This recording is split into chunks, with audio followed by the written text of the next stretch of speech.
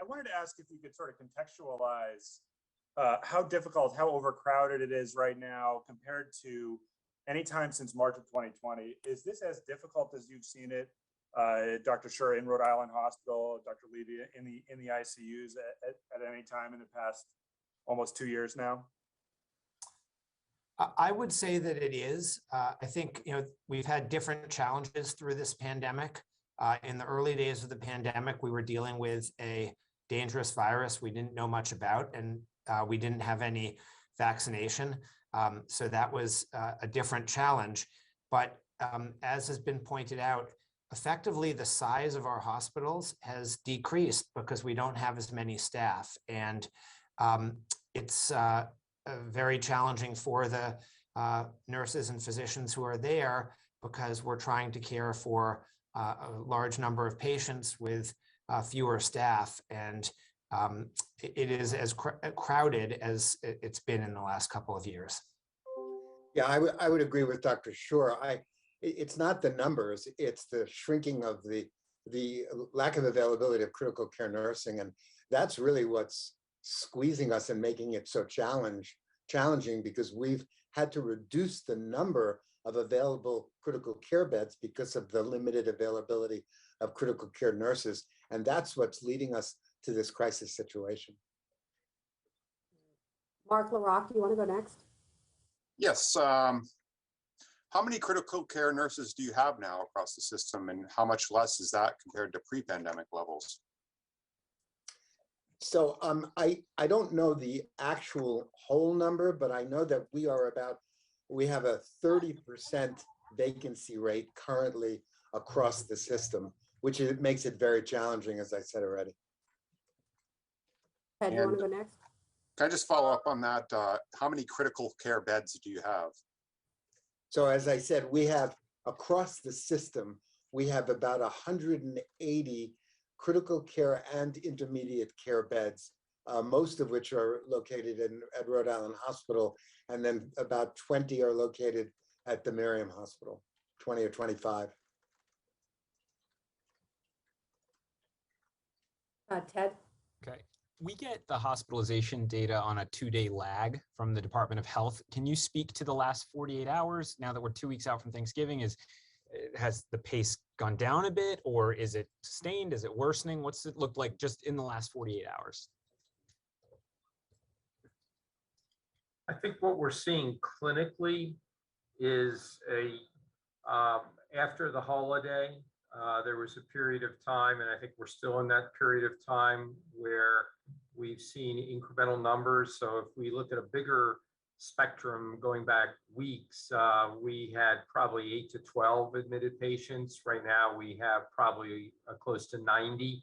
And so that number has been static the last day or two, give or take. The hope would be that we'll start to see a decay in that. I think clearly, though, the anticipation we have is with the holidays and more people and more transmission vectors, that as we've seen with the previous surges, after holiday periods where people are together and asymptomatic folks can and so on, we do see an increment. So although this being early December, we're sort of poised to look at that period as it approaches the holidays once again. Thank you.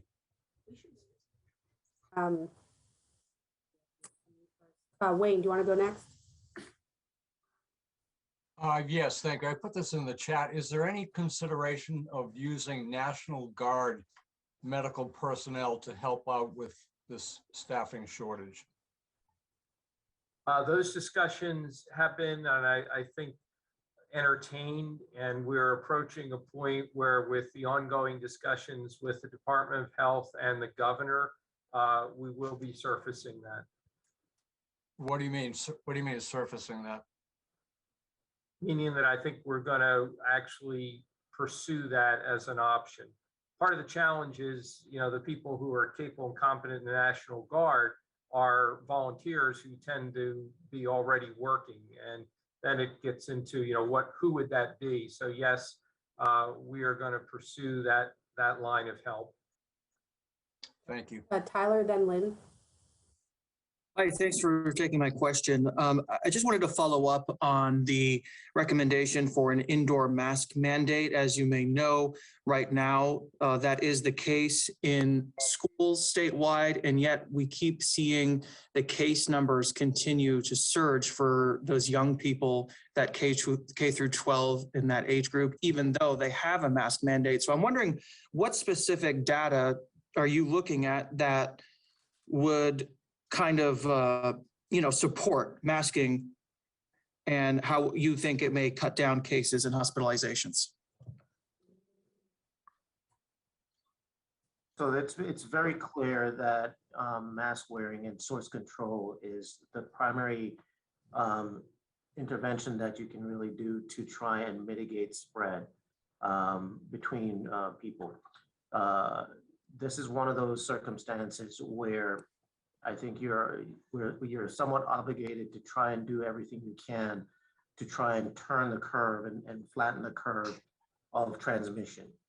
We know that masking works. We know it from the first surge, we know it from the second surge, we know it from the third surge. This is one of those the interventions that is, it's relatively low tech, but it's clear that it does decrease the transmission. It requires compliance. And part of the reason why I think you don't see as much effect in children is that getting children to remain compliant is one of the challenges that we face, particularly in Hasbro when we are dealing with kids that are coming in and we're trying to get source control for them to mask wear. Lynn, and then we'll take one more question. Hi. So you're talking basically the surge, when you talk about trying to surge, we're really talking about how do you surge the staff. And I'm wondering, in terms of critical care nurses, obviously this is a national shortage. How can Rhode Island compete for this kind of nursing staff in this environment? And, National Guard, as you said, they're volunteers and they may not have the skill set. Does this mean higher pay? Is that being discussed? I know there have been bonuses given and other sort of incentives.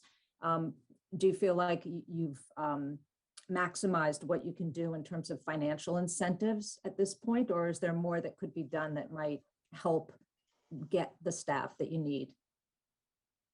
I would just respond, and Mitchell can address the critical care part, but we are not unique in this, and nationally there's a tremendous shortage. There's been a pretty significant exodus, and I would say, in candid, honest terms, we're making every effort to both retain folks in our own system who might think of leaving, and then recruit people in. There aren't people out there. If you look at the number of travelers and people that are locked into various areas, it is exceedingly difficult to find people to come in. And money, to be honest, I don't think has been a tremendous driver. It's just availability. It's really hard to find folks, and we are desperately scouring everywhere we can, leaving no stone unturned. But it's really a numbers issue at this point. Yeah, I've talked to a number of my critical care colleagues across the country and actually globally, and this critical care nursing shortage is truly universal, unfortunately. And in addition to the lack of critical care nursing, the pandemic has driven a lot of nursing staff into retirement, unfortunately, and that's compounded the critical care shortage in general. So I think we'll have time for maybe one or two more questions. I just wanted to ask, how big of a difference could a indoor mask mandate make for the amount of pressure that these emergency rooms are seeing? So I think Dr. Roy said it well. Really every case we can prevent, whether it's through mask wearing, vaccination and boosting, helps us out and helps the patients out who need care. The thing that has changed about this most recent surge, a month ago, we saw a scattered COVID patient here or there.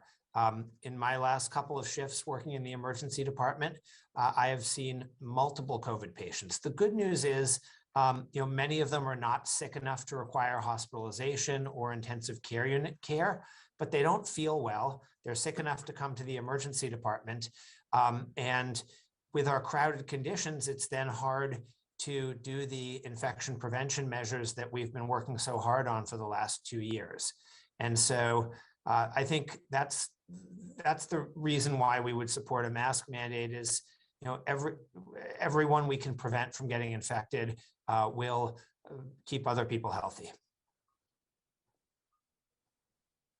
Okay, well, we certainly thank you for your time, interest, and questions, and no doubt we'll continue to provide updates as to sort of where we are, what's happening going forward. So thank you for your interest and time.